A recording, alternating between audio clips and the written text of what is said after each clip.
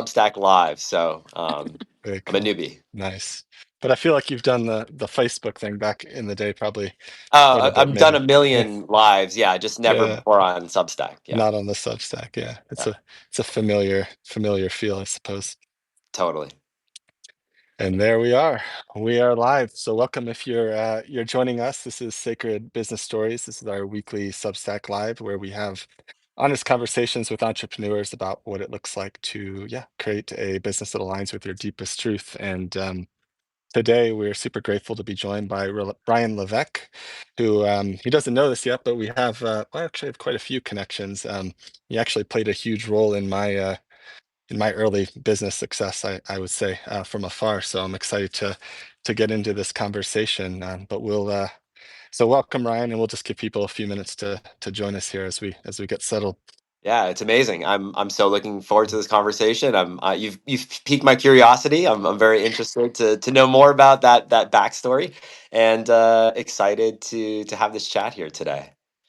Yeah, so Very thank you cool. so much, Ryan, for being here. And thank you, everyone who's here listening. And I always like to remind people why we do the Sacred Business Stories, and really is a space for inspiration. So Sacred Business for us is really a business that brings all of who you are forward, your challenges, your victories, like your life adventures, your certifications, and brings fulfillment, and it serves your lifestyle. And when we see that there's people doing that, we get the permission to do that for ourselves as well. So that's the intention why we create a Sacred Business Stories. And I'm very excited to get to know you more here today. Very good. Yeah.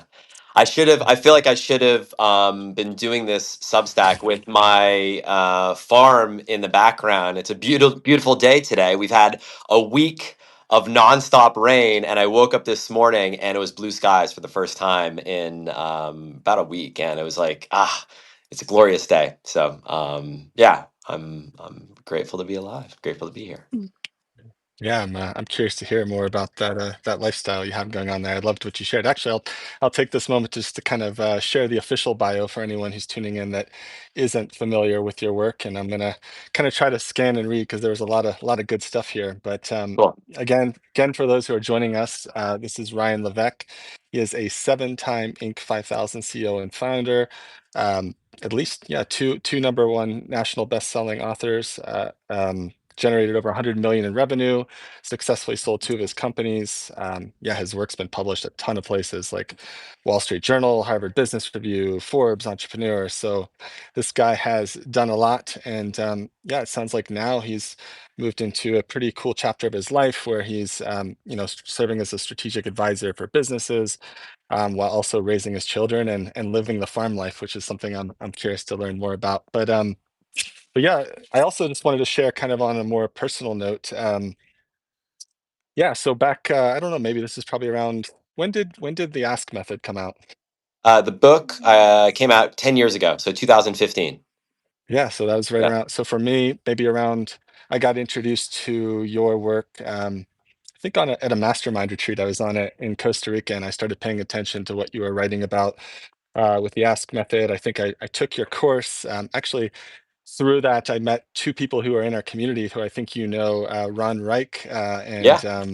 and then Philip Sardi. I think Yeah. did he, yeah, yeah. So they're both in our community, and I got to know them. Ron actually was someone as I was kind of start. This was like very early in my own marketing journey, as I was like learning a lot of from a lot of sources, and you he helped me integrate some of this. But I used to my ex-wife and I we ran a private practice in audiology in Boston, and we were trying to, as Facebook was coming online, we were trying to figure out how could we capture new audiences. And I remember having this thought that like, hey, like we should be using Facebook for this. And I think this audience 65 plus is there, and everyone else in that industry, the hearing aid industry, was like, you're crazy, like these people aren't online. And I was like, I know they are. We had given my grandparents like a Kindle Fire tablet that year, and they were scrolling all over Facebook. And so anyway, your process and what I learned from you became like the foundation of our patient acquisition system,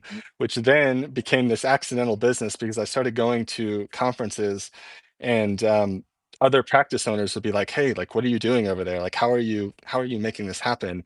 And I was like, "Oh, this is just my thing, like whatever."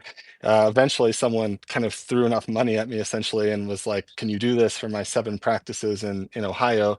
Oh And like wow. within a 6 month period, I was just like replicating that, and it just turned into like a monster business that was kind of like dwarfing like what we were doing in the practice, which was doing well itself. So anyway, all of that came back to kind of the whole funnel. Everything we built was based on like kind of the fundamental principles that you were teaching there. So I just Amazing. felt like Wow. Ah, honoring you, kind of giving you a big thank you for that that influence. I thought would be cool. So well, that's so cool. I mean, it's so cool to take that, to take something, apply it in your business. I think this is there's like an intrinsic business lesson in this, which is you find a solution to a problem that you have in your own business, and that has some leverage. And oftentimes, even bigger leverage is applying that to other businesses like yours.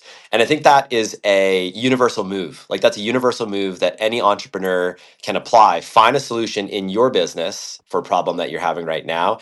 And then once you solve that problem for yourself, find other businesses that are similar to yours and solve it for them. So it's getting mhm. leverage, further leverage on the solution to your own problem. So I love that story, and Yeah. it warms my heart. Yeah, absolutely. Yeah, so just wanted to share that with you. But yeah, at this point, like I was just curious to open it up to you and just kind of let you share a little bit about yourself, where you find yourself in life now, and kind of what's really interesting, I think, to us, and what I love to share with our listeners is kind of, yeah, your path of how you got here. Like, what are the kind of the steps that you took to finding your way, and yeah, how you relate to this journey that you've gone on to create the success that you have. Yeah, it's interesting, right? I feel like as we write the story of our life, we can think about our life in different chapters. And I think like it's interesting to think about, just as we reflect, anyone here live listening to this or watching this right now, just reflecting on what would be the title of this chapter of your life. Like, if you were to give a title to the chapter, what would you call it? And for me, I feel like I'm entering into a new chapter right now as we speak. So, what got me here? I started my first business in 2008 in the wake of the global financial crisis. I was living in Asia at the time. I was working for a financial firm that AIG. That one day I walked into my office and the Wall Street Journal Asia edition read AIG to file for bankruptcy. And that was the company I was working with. That's how I found out that we were in difficult financial trouble. And so I kind of thought to myself, all right, this is the sort of outside force I've been looking for to give me an excuse to go off on my own, start a business. And I had no idea what business I wanted to start. I just knew that I wanted to go into business for myself. So before I could overthink it, I drafted up a resignation letter, signed it, walked into my boss's office, turned it into him. I was living in Shanghai, China at the time.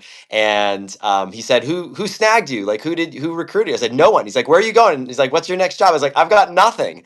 And I donated everything that I owned at the time to charity, except for what I could fit in a suitcase. I was married at the time, still am married to the same woman, but we were living in two different places. My wife was pursuing a PhD at Hong Kong University in Hong Kong. I'm in Shanghai, and we had this like jet-setting marriage where we'd see each other on the weekends. It was so romantic and very fun. So I called her up and I said, look at the WSJ.com. She said, what does it mean? I said, I don't know, but I think this is the opportunity I've been looking for. So sold everything I owned, donated the rest, moved into student housing at HKU, and started my first business. And it was in the most weirdest of markets, teaching people how to make Scrabble tile jewelry. It's a story for another day. But it was the first money that I made online. And I grew that business to a few $1,000s a month, and I realized that it was just a fad business, but it taught me a lot of lessons about the mechanics of starting a website and building an email list and creating digital products online. So I replicated that process in another market, Orchid Care. I replicated that process in another market, Memory Improvement. Before I knew it, I was in about 20 different markets. And my vision at the time, I said, if I could build 20 $500,000 a year businesses, I'll have a $10 million a year empire. Like, that was kind of my vision at the time.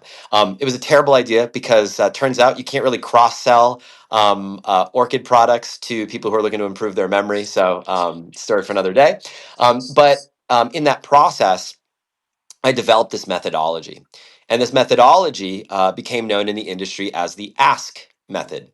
And it was a methodology for understanding your market at a deep emotional level, how to enter a market successfully, how to identify the segments that exist in that market, and to segment your audience using the power of surveys and quizzes and assessments, and customize your marketing and messaging based on those different sub audiences.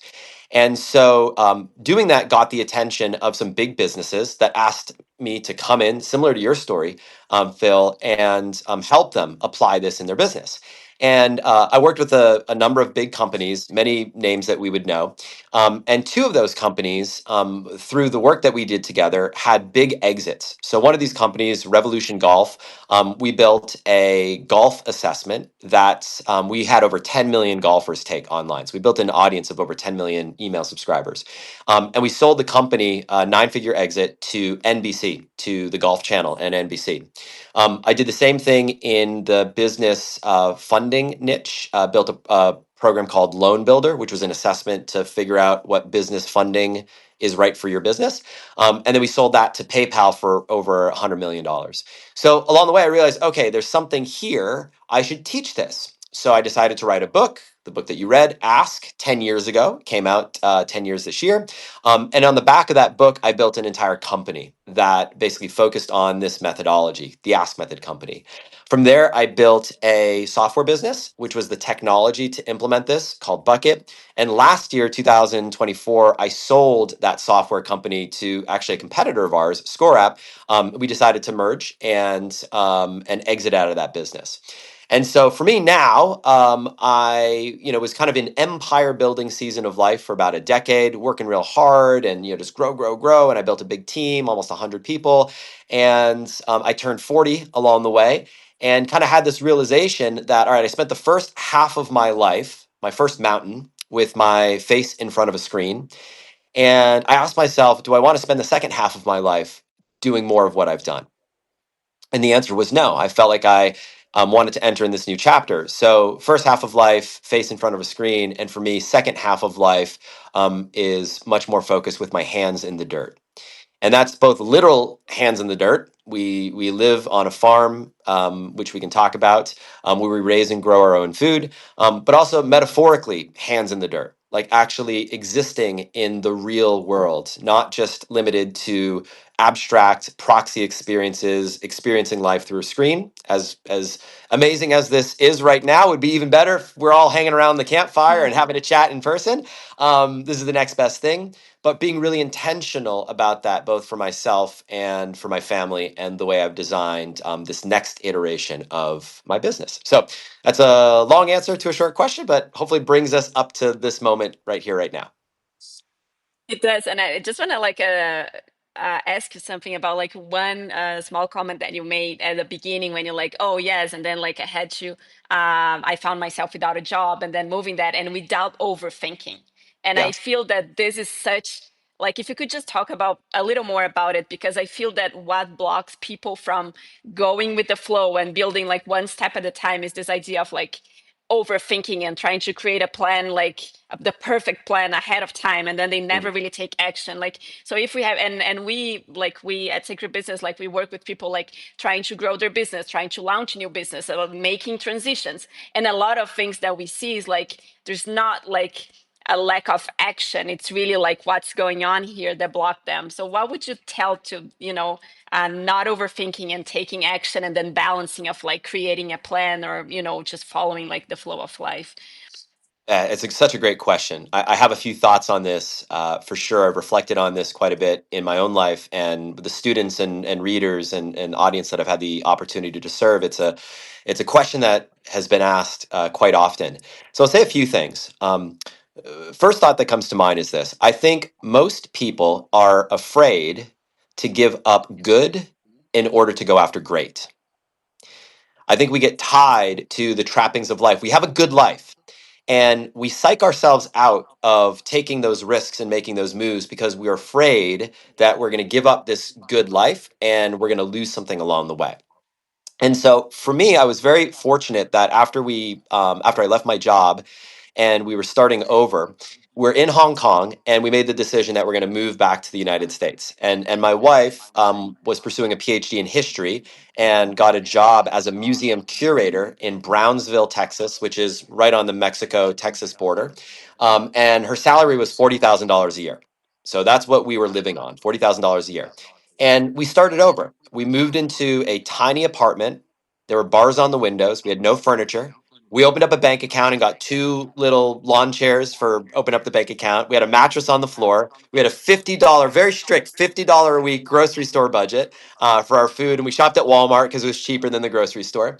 And it's what I like to call our ramen noodle and bologna sandwich season of life. And we didn't have much. We had one car. I'd drive my wife to work. I'd drive home. I'd work on my business. I'd pick her up from work in the evening. I'd drive back home. But having that experience taught me that the worst case scenario that I could imagine, the most realistic worst case scenario, I'm going to live in a tiny apartment with bars in the windows. We're not going to have any furniture at all. I'm just going to have a laptop and I'm just going to work, is a time in my life that I look back really fondly upon. And so I think one thing that we can all do, no matter what stage of life we're in, no matter what responsibilities we have, is we can create a version of that. So this is a challenge for anyone who's afraid of having to give up the trappings of life. Give yourself a month, rent an apartment. That's a cheap studio apartment. Leave all your furniture at home. Give yourself one suitcase of stuff that you can live with for a month to try on the bologna sandwich and ramen noodle season of life and what that's like. And what you'll find is it's actually not that bad. And when you stop being so afraid of what failure can look like, and you realize that failure is actually kind of fun and it's liberating and it gives you permission to take much bigger risks than you otherwise would take. So, giving up good in order to go after great. That's the first thought that I'll share. Second thought that I'll share is business is not like a recipe book. It's not like you have a manual that you can open up and you follow step 1, step 2, step 3, step 4. You only need two things to be successful. Number 1, you need a vision for what it is that you want to create. And number 2, you need clarity on what's the next immediate step you need to take. Now, the jungle in between is going to be messy. It's going to be scary. You're going to have to take that machete and chop your way through and figure out one step at a time how you get to that vision. But you don't need to know all the steps in between. And I believe there's no better bet than betting on yourself. There's no better investment than you can make than investing in yourself. So the hack that I like to use as someone who studied the brain, I studied my background's in neuroscience. I thought at one point that I was going to go into medicine. So I spent a lot of time studying the brain and our psychology. The hack is this. It's a question that you can ask yourself. And I would write this down. Anyone listening to this, write this down right now. What is one step I can take toward that vision I've set for myself that is so small, it's literally impossible for me to fail? Now, the step should be so small that it's almost laughable, that you almost smile laughing at it. So, for example, if it's writing a message to a potential partner that might be a referral relationship, for example, and that's stressing you out because you don't know what to say and you don't want to mess it up and you're afraid of rejection and afraid of failure and all of that, right? If that's the step, the next step that's so small it's impossible to fail is just open up your email client on your computer. That's it. And then once you've done that, what's the next impossible to fail step? Maybe it's typing one character on your keyboard. You can type one character, right? Whatever. And then maybe it just type the first word. And then maybe you just close your eyes and you just start typing nonsense until before you know it, the words start to flow and then you get into movement. So I believe that to answer your question, the secret is to shrink the size of the step to be so small that it's impossible to fail. And when you do that, you hack the limbic system in your brain, you hack the flight or fight response in your brain, and you eliminate the fear. So, those are a few kind of big picture ideas, a few very practical, tactical ideas that we can all apply that are universal. And I think it's a great start to the conversation. Yeah. I love that second piece that you shared there about that that one thing that you can do, and it mirrors. I was just at an event last week with Urban Meyer, who's like this champion coach, and he was basically mirroring the same thing. And he was saying, be very, very careful what you ask the mind to do. That was his words. He's like, because if you ask the mind to do this big thing, whatever it is you perceive, whether it's reaching out to that affiliate partner or whatnot, then if it perceives it to be impossible, it will just shut down. And essentially, it's saying exactly what you said. If you can just say, what's the next thing and the next thing, and so. Yeah, I find that's probably some of the most wise advice that anyone can hear that's listening with us here today. So yeah, that's I, amazing. I wrote a piece years ago when I was early in my journey, and it's how I grew my business from zero to $25,000 a month in 18 months. And the secret was $500 at a time.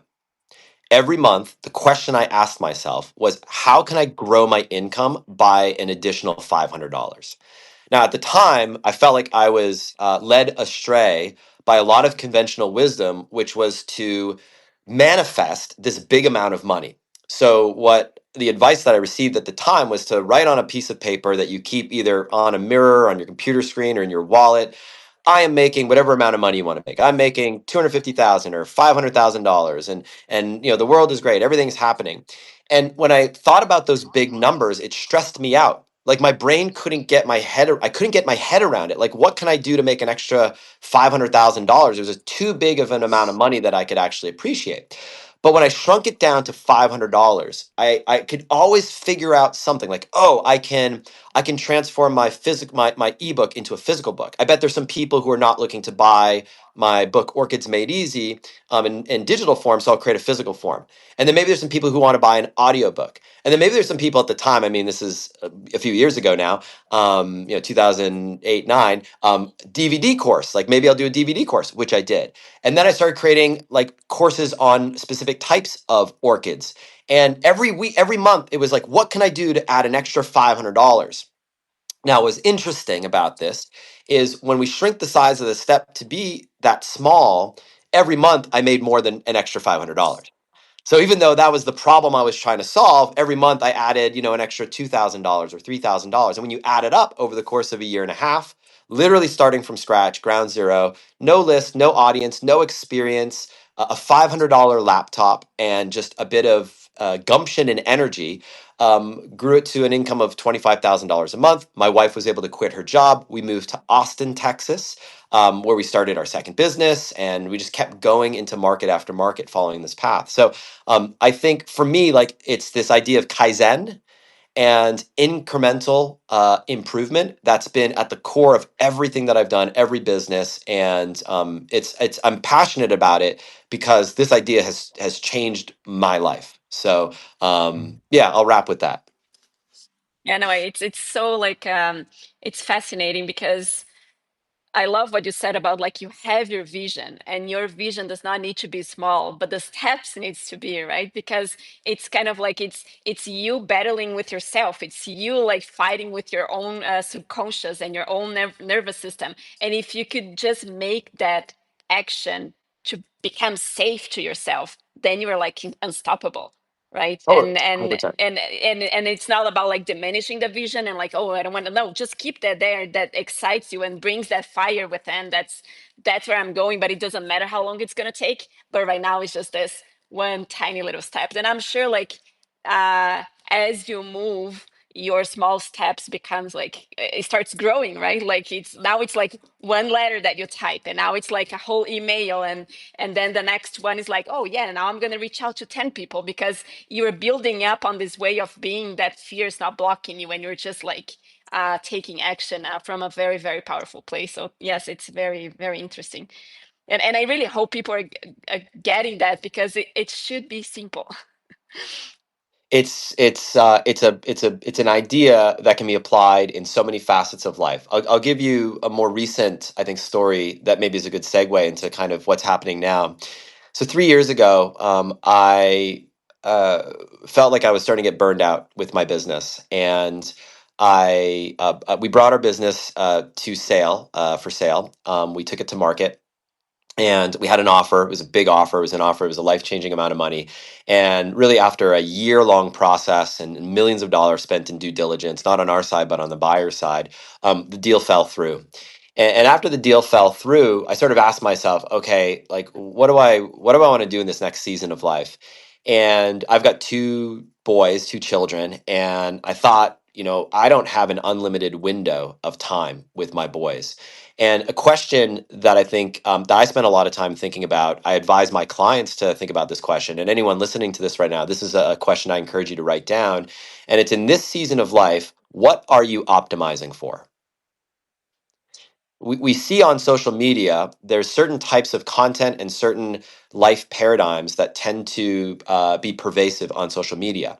But just because someone is pursuing growth at all costs doesn't necessarily mean that that's the right path for you. And the choices that that person is making aren't necessarily the right choices for you. So I like to say, follow the contrarian voice of your heart. So what feels right to you? And what felt right to me was not pursuing, not continuing to grow our business to the sky. And so I decided to take a little bit of time off, and I took the summer to live and work on a farm in Vermont. Now, for anyone not familiar, if you're maybe listening to this from a different part of the world, Vermont is in the Northeast United States. It is the second least populated state in the country, I believe, and it is absolutely gorgeous. I mean, there are no billboards in the state. There's almost no fast food. It's a state that's really prioritized natural beauty. And so I lived and worked on this farm, and my heart, when I was there, knew that the right decision for me and my family was to do this. My heart knew that this was where I wanted to be. Now, I don't have a background as a farmer at this time. I had no prior experience. I just knew something in me knew that this was the right move. So I called my wife up. We thought about selling our house. And I said, honey, this is where I think we're meant to be. Let's put our house on the market. We put our house on the market. It sells that day, all cash, full price offer in Austin, and a 14-day close, which meant we have 2 weeks to move out of the house. So I rushed back from Vermont back to Texas. We call a moving company. Again, I have no plan, just a vision. We put everything that we own into storage, ship it up to Boston, from Austin to Boston with a B in the Northeast.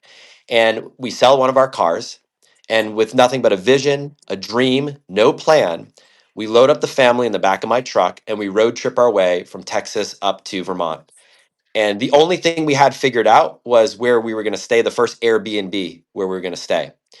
Now, I thought we might find a farm in a few weeks.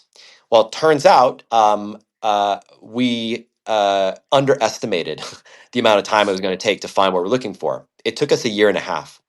So for 18 months, we were moving to living in different Airbnbs, living out of a suitcase again in this life of transition, what I call our family's grand adventure.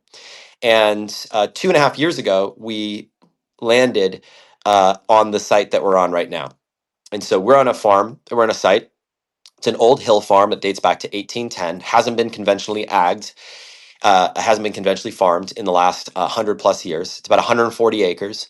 And we raise and grow our own food, most of the food that we eat. So we've learned how to raise cattle, pigs, meat birds for chickens, egg layers. So for eggs, we have a pond full of trout. We raise our own trout for fish. We have bees where we have our own honey, and we tap about 1,000 trees on our property for our maple syrup. We've planted 500 trees and berry bushes, so we have nuttery, we have multiple orchards, we have berry bushes, and we have a very large annual production garden where we grow everything from potatoes and squash and tomatoes and herbs and greens and all the things that you might expect along the way. This was a massive learning journey. And even just saying it out loud, I think someone might say, where do you even begin having no prior experience and just wanting to do this? But this is another example of that. Set your vision, that dream. Do not compromise on that vision and that dream. And day by day, you just break down that big, scary, unmanageable project into tiny little bite-sized tasks like this. So whether you want to start a business and grow it to $10 million a year, or you want to start a farm with your family, or maybe just grow some herbs outside your back porch and have a little bit of fresh food that you're growing yourself, or anywhere in between. I think for me, this path to life has been transformational. That's super powerful. Thanks for sharing. Yeah, it's I'm just curious then on a personal, it's funny because I've been watching the chat and everyone's like, courage, courage, this is so courageous. Like, how do you do this? And it's really powerful to hear. And this is a big part of what we share here on this series is that it's like perfectly normal to have this fear and resistance come up, especially if you're doing something that's so close to your heart, or like if you're pursuing your meaningful work. And you've shared a lot of really good wisdom already with us here today, but I'm just curious, like now at this new chapter in your life, what is it kind of that keeps you up at night, or like the fear of how does that show up for you kind of in the current stage of life? And what are some other kind of ways that you work with that from the perspective you're at now to kind of keep yourself moving forward? Yeah. So, for me, what scares me the most on a personal level is the brief window of time that I have with my two boys before they grow up. Like that is really present for me. Um, it goes fast. Like it goes so fast. So that's what I'm optimizing my life for. I'm Mhm. optimizing my life in this season of life to suck the marrow out of life, to suck the marrow out of this season of life. So when my boy last night wanted to go fishing outside in one of our ponds and it was pouring rain, which is great fishing conditions, but not necessarily the most pleasant conditions to be outside. Every fabric in me wanted to say no, like I'm just going to stay inside and do some stuff. But I've learned that the perspective of that I've tried to adopt is I want to imagine it's 40 years from now, and I'm looking back at this moment. What would the version of me, 40 years older than today's version, wish he would have done in this moment? Mm. And I think that's a universal perspective that we can all apply in life. Like, what's if you think about fast forward maybe 20 years, 30 years, 40 years, depending on what age you're at right now. And what would that version of you look back at this moment and be grateful that you made the decision in that action? So I'm spending a lot of time thinking about that.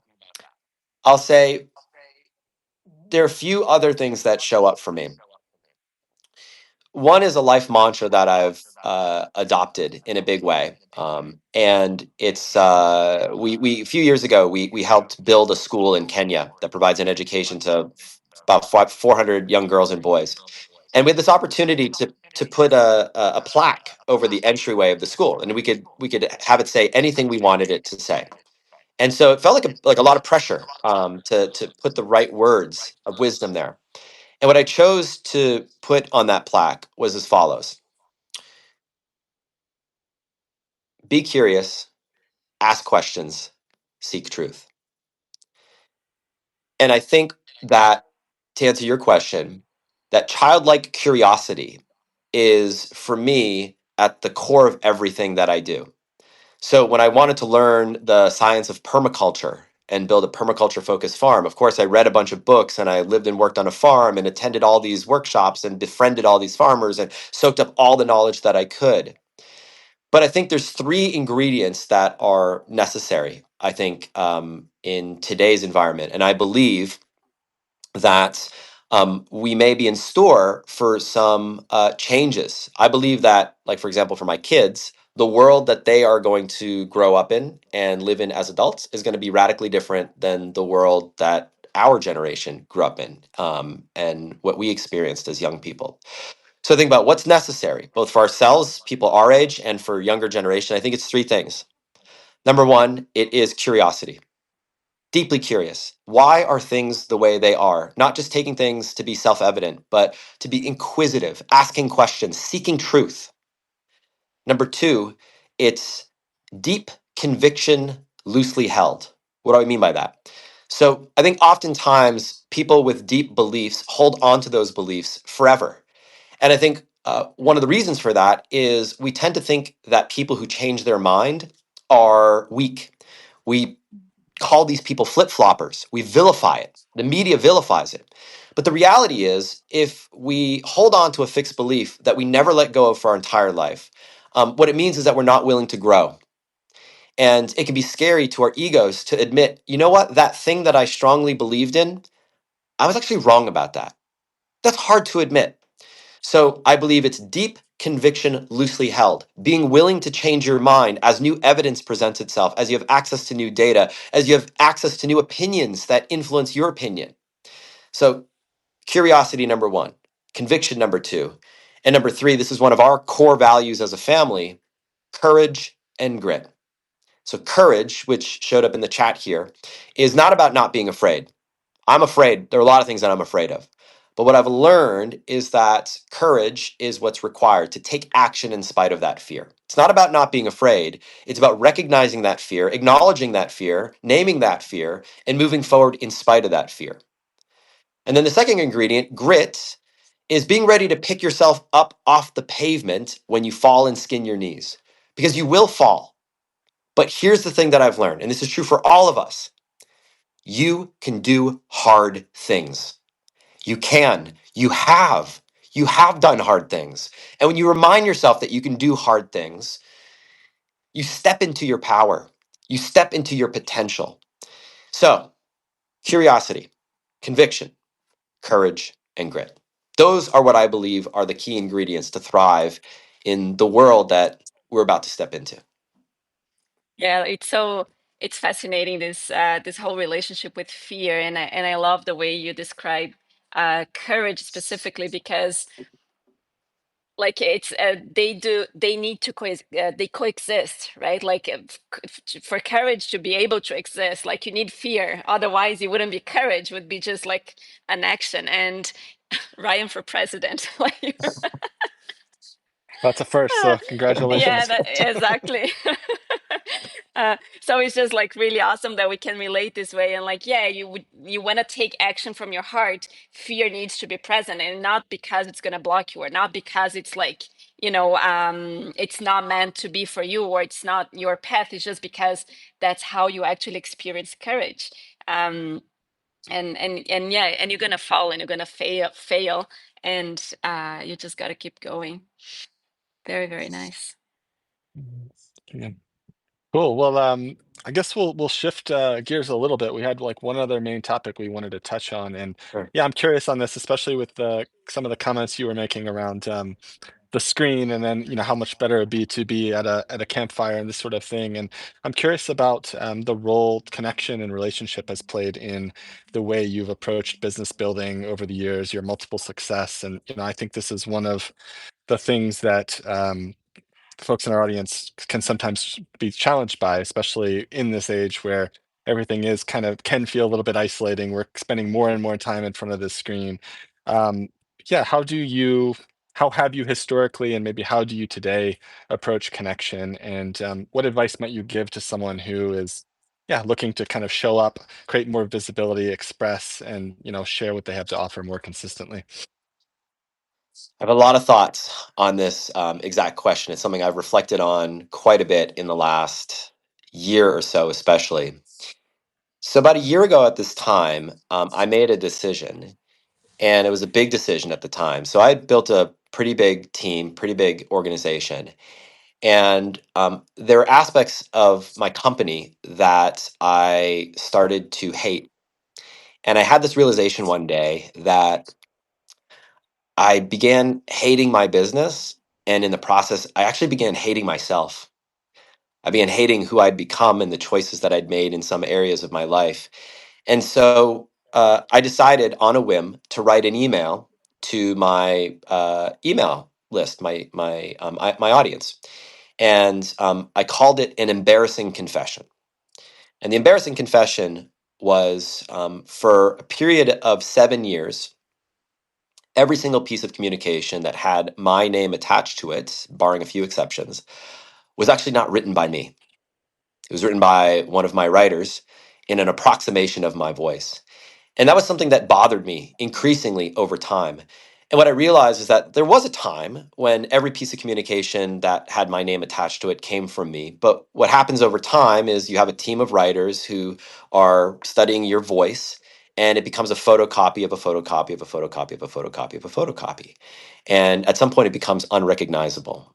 These are words that I'd never say or write myself, and it bothered me. So I made this decision. I said, all right, and this was in June of 2024, July of 2024. Going forward, any piece of communication that has my name attached to it is going to be personally written by me. And so ever since then, every week, I have written a weekly email to my audience, personally myself. It's called in a publication that I've titled "The Digital Contrarian." And in this publication, I share oftentimes what are maybe contrarian, unconventional, in some cases unpopular approaches to business that I believe are actually designed to help us be more successful. And after starting to write this publication, I've had more opportunity come my way in the last year than I think in the last 10 years. And it has been leaning into focusing on the unscalable.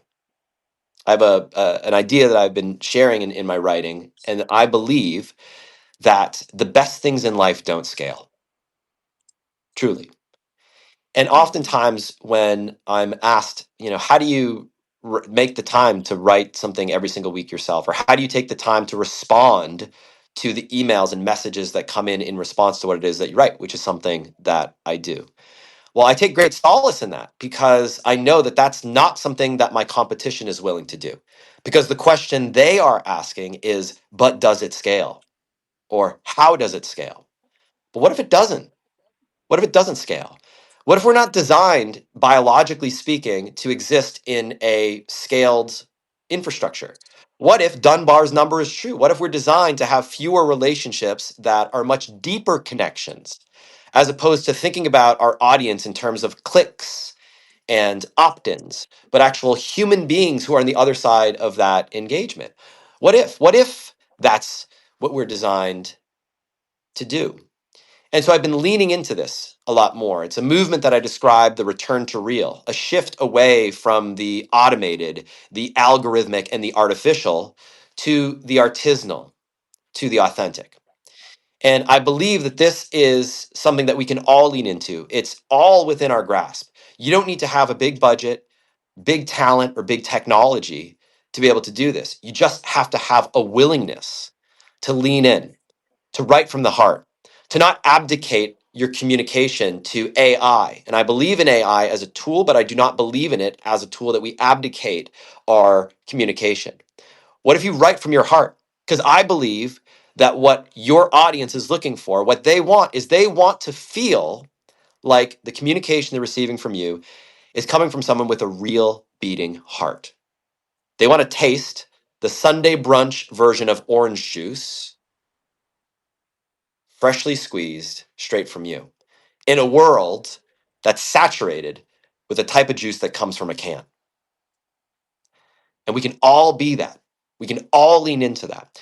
So I've leaned into that in a big way. I have a much smaller team than I had a few years ago. I have a lot less automation in my business. I do a lot more artisanal. I actually respond to messages by hand, something that I hadn't done in years. Now, am I perfect? What's the trade off? Well, it takes Ryan a little bit longer to respond. You're not going to get an instant response within 5 minutes. And sometimes I have to apologize and say, hey, I'm playing catch up. And I know you wrote to me a few weeks ago, and I'm catching up on responses here. But I believe that's the shift. If we think about the shift that the internet brought, it took us from belly to belly sales, having to communicate with someone in person, to putting the world at our fingertips through technology and automation. But I believe the pendulum has swung in the opposite direction. We're tired of that. We don't want to exist in that way. We want to connect again. The novelty of that has worn off. We're tired of social media. We're tired of shallow connections. We want deep connections. That's what we're craving. That's what the world is craving. So if the world is craving that, as entrepreneurs, as creators, we have an opportunity to deliver that in our audience, in our niche, in our market. And I believe that is the opportunity of our era, and it's an opportunity accessible and available to every single one of us. Yeah. I love that so much, and yeah, I mean, quite honestly, I was super, I would say surprised, but yeah, I was kind of surprised that you responded, and so often that you send a message to people and you just don't hear anything back, and I do feel there's so much power in that. I do feel that's what people are craving, and honestly, like I feel like when people come to this place where they want to create something connected with their heart, that's the type of business they want to create for themselves, like that feeling of being in relationship is what we all crave, whether whatever side of the interaction I feel that we're on. But I also feel, and I'd be curious from a very practical, tactical standpoint, I hear, the objections of like, where do you draw the boundaries, right? Like, because you Mm, shared earlier, like the most important thing for me right now is my two sons and my relationship with them. And so for anyone that's listening that like really resonates, like at their core with the words you're saying, but maybe back to the fear thing, they're like, yeah, but how do I not let this consume me, or like how do I make sure that I create the space and the boundaries and put my attention in the places that really matter? Like I'm curious how you've managed to walk that path, and how you relate to everything you were just sharing. I think life is one long journey of making course corrections and recalibrations, right? We're Mhm. constantly a little bit over indexed in something. I'm doing a little bit too much of this in my life right now. I need to dial that back a little bit. Oh, I want a little bit more of this. I'm missing that. So I need to dial that up. And I think it's just a constant journey of making adjustments along the way to meet our needs. So like for me, for example, I believe that as entrepreneurs we should set constraints and rules, non-negotiables in our life that our business works around. So a question to be thinking about is, what are the non-negotiables for you? So for me, it's, I don't want to miss a single lacrosse game or soccer game.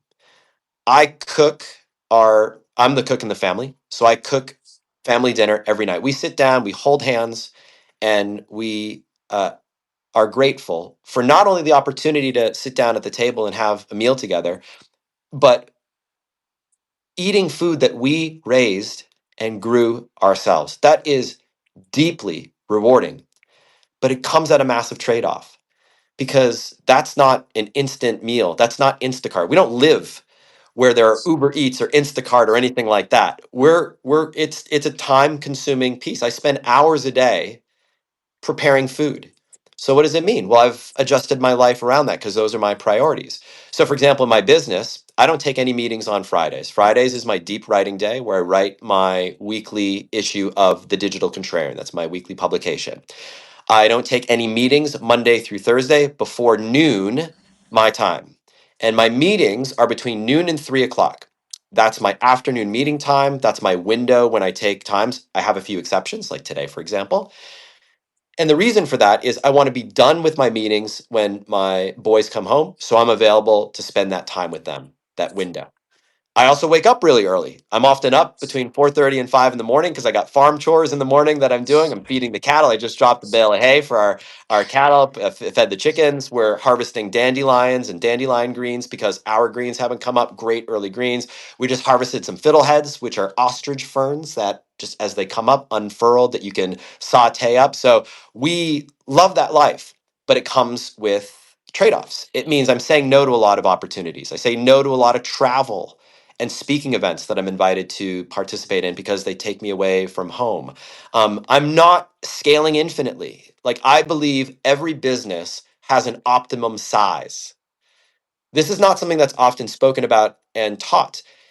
Being a farmer has taught me that on this site, this land that we're on right now, there is an optimum amount of food that we should be growing. We should not be trying to extract in a mining paradigm as much fertility as possible to maximize food production. We should be doing it in a sustainable way. And so that means leaving opportunity on the table. It means not saying yes to everything so you can squeeze every last drop of profit and revenue out of your business. It also means seeking awe and wonder in the ordinary and everyday. You don't need an expensive consumptive lifestyle to have a tremendous amount of meaning and fulfillment in your life. Sometimes a sunrise or a sunset can be the best part of your day. And that's totally free. And it's liberating when we get ourselves out of, I think, FOMO culture and consumptive culture and opting out of the social media echo chambers that we find ourselves in, saying, like, oh, you should do this and you need to do that. Why? Who says?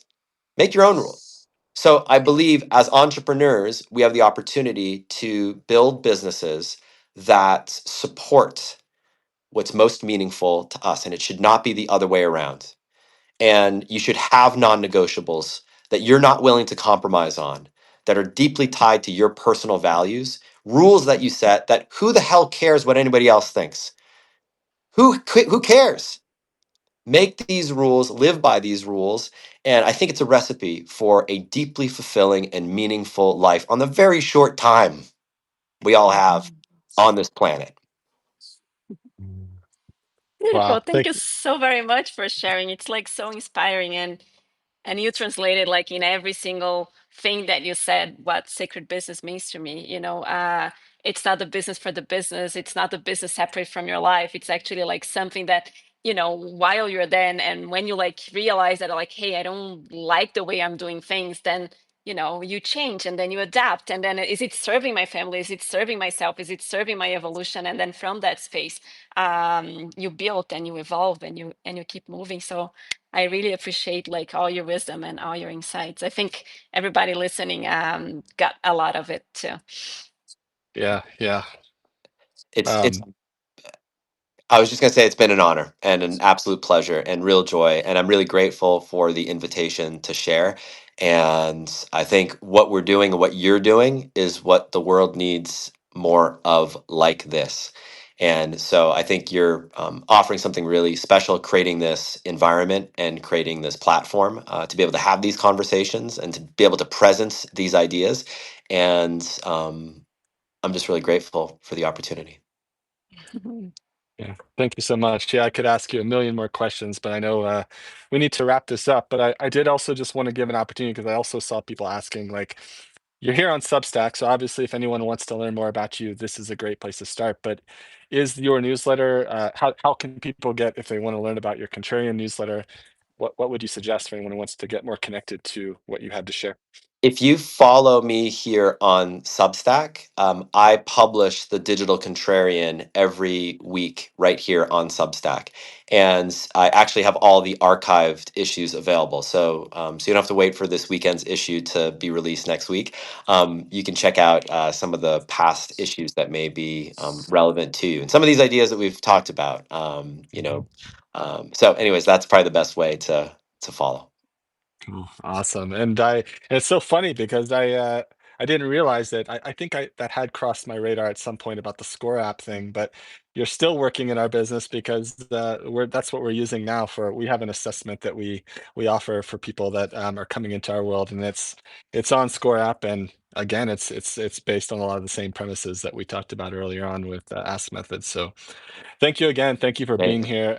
We're very grateful. I'm grateful to you personally for your your influence on my journey, and yeah, just deeply appreciated. And we for anyone watching who joined late, we always do like a recap summary and share the recording of this interview. So we will be sharing that out in the next couple hours, and I'll share that with you as well, Ryan, in case you find I'd this love that. useful to share with your people. So I would love to yeah, do that. That'd be amazing. cool, awesome. We'll Awesome. have All Thank you right. so much, Ryan. have Have a a great beautiful rest of your rest of your day. day. All right. Bye. Take Take care. care. Bye. Bye bye.